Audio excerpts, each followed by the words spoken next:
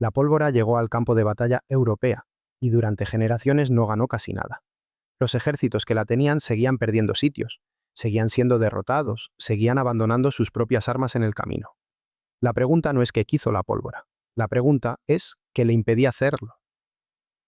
¿Qué impedía hacerlo? El mecanismo real no es la pólvora, como sustancia. Es la cadena de restricciones que hacía casi imposible moverla, mantenerla operativa y usarla en el momento justo. Esa cadena de restricciones, no la pólvora en sí, fue lo que reconfiguró el poder en Europa. Y lo hizo de una manera que nadie había planeado, obligando al inventar el Estado moderno para poder pagar el coste de resolver el problema. Empecemos por el principio, pero no por el principio cronológico, sino por el principio del problema. La pólvora es en su origen un accidente. Monjes alquimistas chinos la encontraron mientras buscaban el elixir de la inmortalidad. Hay cierta ironía ahí. Buscaban no morir y encontraron la manera más eficiente de matar. En chino, la palabra que terminó usándose para designarla, huoyao, significa literalmente medicina de fuego. No arma, no explosivo, medicina. Ese nombre tardó siglos en asentarse, lo cual ya te dice que el salto conceptual de la alquimia a la guerra no fue inmediato ni lineal. Pero el problema técnico central no era conceptual, era físico. La mezcla de pólvora era inestable y podía separarse fácilmente en sus tres componentes: azufre, sal de nitro y carbón durante el transporte. Piensa en lo que eso significa en la práctica. Tienes un ejército en marcha, llevas semanas desplazándote por caminos irregulares, con carros que traquetean, con mulas que tropiezan, y la sustancia que necesitas que funcione exactamente cuando llegues al campo de batalla se está descomponiendo sola en el trayecto.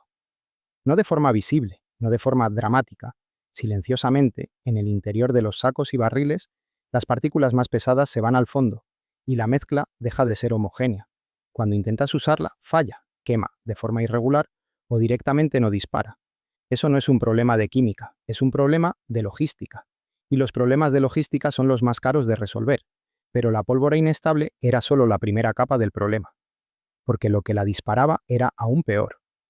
Para entender por qué la artillería tardó tanto en ser decisiva, tienes que entender lo que costaba simplemente moverla. Algunas de las piezas más grandes del período necesitaban hasta 3 docenas de caballos y bueyes para desplazarse. 3 docenas. Pero eso es el caso general. Hay casos documentados en los que una sola bombarda, una sola pieza, requería 70 bueyes y 10.000 hombres solo para su transporte. No para dispararla, no para mantenerla, solo para llevarla de un punto al otro. Detente un momento ahí, 10.000 hombres movilizados para mover un cañón. Eso no es un arma, es una carga. Es una inversión de recursos tan masiva que la pregunta ya no es si el arma es eficaz, sino si el ejército puede permitirse llevarla consigo sin que eso por sí solo lo destruya. Y la cosa no mejoraba una vez en movimiento. Durante el siglo XVII, la artillería seguía siendo un estorbo para los generales. Necesitaban 2 tríos de caballos para moverla, y esos caballos morían generalmente de cansancio. Cuando morían, no había caballos de reemplazo dedicados exclusivamente a esa tarea. Había que sacar los caballos de los propios escuadrones militares, degradando la capacidad de combate de la caballería para sostener el movimiento de la artillería. Y cuando el ejército se encontraba en apuros o en desbandada, la artillería se dejaba directamente en el camino, abandonada, rendida al enemigo o simplemente perdida. Dato curioso, el procedimiento para disparar una pieza de artillería en el siglo XVI era tan delicado que comenzaba con una esponja húmeda introducida por la boca del cañón para apagar posibles brasas del disparo anterior, antes de cargar la pólvora. Una sola chispa residual en el ánima podía detonar la carga en el momento equivocado. El protocolo era lento, secuencial y no toleraba atajos. Y tras cada disparo, el retroceso desplazaba el cañón varios metros, obligando a los sirvientes a empujarlo de nuevo a su posición antes del siguiente tiro. Cada disparo era un proceso, cada desplazamiento era una operación. Y cuanto más grande era el ejército, más piezas, más pólvora, más caballos, más hombres, más carros, más puntos de fallo. Lo que la artillería creó no fue una ventaja táctica inmediata, creó un problema de escala que empujó a los estados hacia una única salida. Esto es donde el mecanismo se vuelve visible en toda su magnitud. La principal característica de lo que los historiadores llaman la revolución militar no fueron las innovaciones en armamento, fue el aumento progresivo y descomunal del número de efectivos. Las cifras lo ilustran mejor que cualquier argumento. En 1492, los reyes católicos contaban con 20.000 hombres para tomar Granada. Su nieto, Carlos V, disponía de 100.000 para enfrentar a los turcos. A principios del siglo XVII, cada estado europeo relevante disponía de unos 150.000 efectivos. A finales de ese mismo siglo, las cifras ya se acercaban al 500.000 de soldados. Jeremy Black señala que el periodo clave es el medio siglo entre 1660 y 1710, cuando el tamaño de los ejércitos europeos creció de forma exponencial. Mediante esas cifras, reconstruye el problema logístico. El ejército crece, sus necesidades de pólvora crecen. La pólvora se separa en tránsito, así que necesitas más pólvora de partida para garantizar la cantidad funcional al final del camino. Necesitas más caballos para mover más artillería. Esos caballos mueren de cansancio, así que necesitas más caballos de reserva. Y cada caballería, cada pieza, cada barril de pólvora necesita ser financiado, transportado, reemplazado, contabilizado y asignado. Un sistema feudal, con sus reclutamientos estacionales y sus finanzas irregulares, no puede sostener eso. No es una cuestión de voluntad política, es una cuestión de arquitectura institucional. La fiscalidad irregular y la logística improvisada funcionaban cuando los ejércitos eran pequeños y las campañas eran cortas.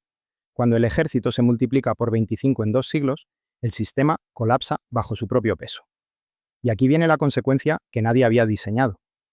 Las innovaciones tácticas que maximizaron el uso de armas de fuego, desarrolladas por holandeses y suecos entre 1560 y 1660, condujeron a una mayor profesionalización del ejército. Esa profesionalización generó nuevas demandas de suministro de dinero, hombres y provisiones. Y esas demandas produjeron nuevas exigencias de índole fiscal y financiera, que impulsaron la creación de nuevas instituciones estatales. Como sintetizó el historiador Roberts, el moderno arte de la guerra tornó posible y necesaria la creación del Estado moderno. No fue la pólvora la que creó el Estado, fue el coste insostenible de mover la pólvora, de mantenerla funcional, de alimentar los ejércitos que la necesitaban, lo que obligó a construir la maquinaria burocrática que llamamos Estado moderno. La burocracia no apareció porque los reyes quisieran más poder. Apareció porque sin ella el sistema logístico colapsaba, y sin el sistema logístico el ejército abandonaba sus propias armas en el camino. Cierra el bucle del gancho inicial.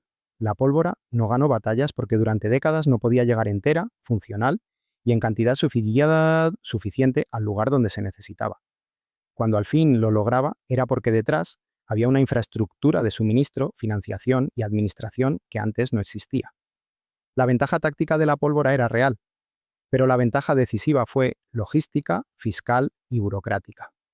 Esto revela algo sobre cómo funciona el poder tecnológico en general. Una tecnología no transforma el poder en el momento en que aparece. Lo transforma en el momento en que alguien construye la infraestructura capaz de sostenerla a escala. La tecnología pone el techo.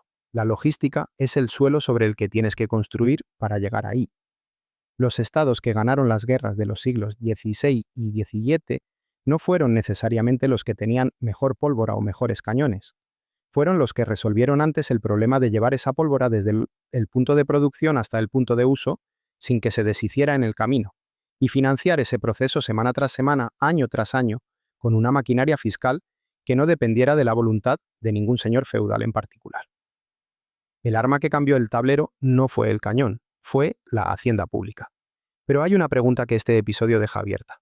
Si la logística de la pólvora obligó a construir el Estado moderno, ¿qué pasa cuando aparece una tecnología cuya logística no requiere esa infraestructura centralizada? ¿Qué ocurre con el poder cuando la tecnología ya no necesita bueyes, ni carros, ni hacienda pública para moverse? En el próximo episodio de la tecnología que cambió el tablero, vamos a ver exactamente ese mecanismo. Una tecnología que no engrandece al Estado, sino que lo cortocircuita, y por qué eso cambia las reglas del poder de una forma que los grandes ejércitos del siglo XVII no podían haber imaginado. Si no quieres perder ese episodio, suscríbete ahora. No por el vídeo que acabas de ver, sino por el que viene.